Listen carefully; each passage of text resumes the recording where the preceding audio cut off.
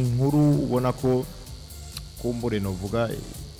itameze neza ku mukinyi wacu Hussein Shabani Chabalala ubona yuko nyuma y'imisi mike gusa hariya muri Libya ntagiye kuba bandanyiriza novuga muri equipe ya Town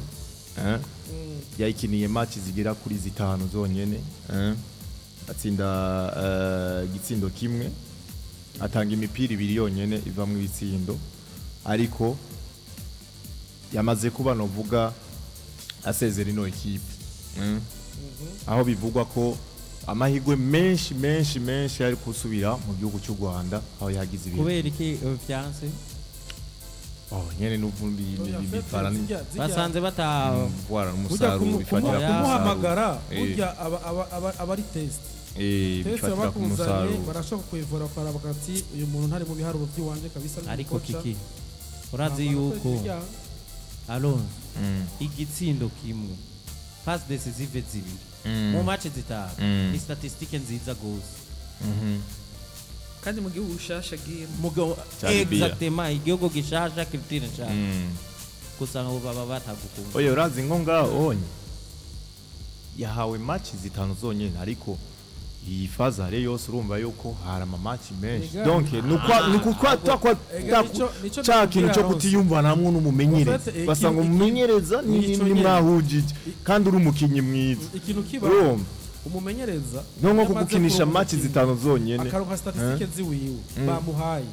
ari umuwaje wiwawe apresenta ibintu yerekana ubwiza bw'iwawe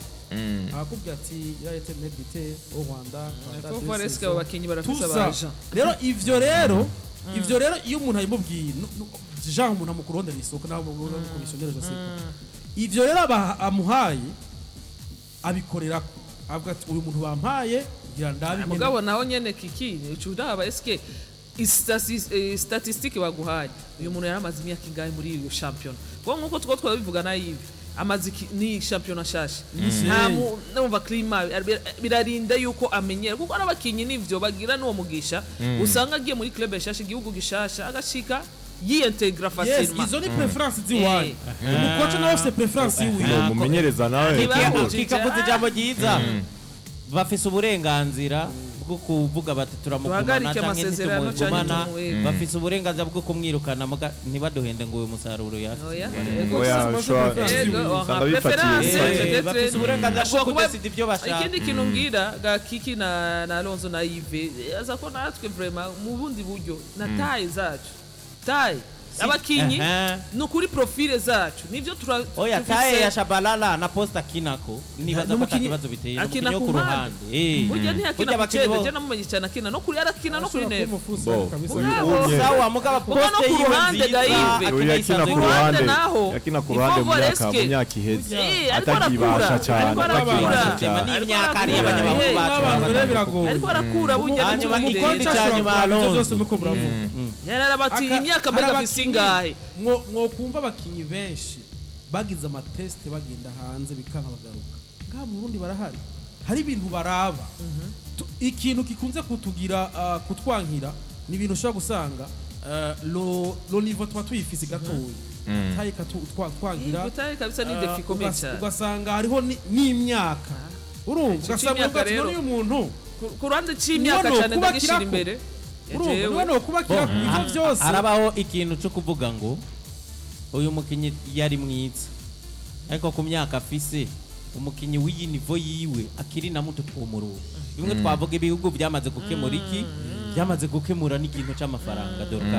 hanyuma hakabaho ko tuma twevestisa amafaranga menshi ku mukinyi akiri muto akira kuri ako twokwiga dufisemwe n'akazoza uyu unye hakabaho n'ikintu Alonso cy'igihugu vamwo haji igihugu vamwo kirintervena gose buriya bafise umukinyi bavuga ati twaguza babiri umwe yavuye mu Burundi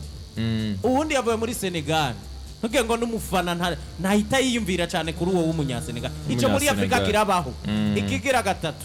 kibaho muri Afrika hajya kajagari muri Afrika karama Alonso president w'iyo equipe arashobora kuza agashima umukinyi akavuga ati umukinyi ndamugutse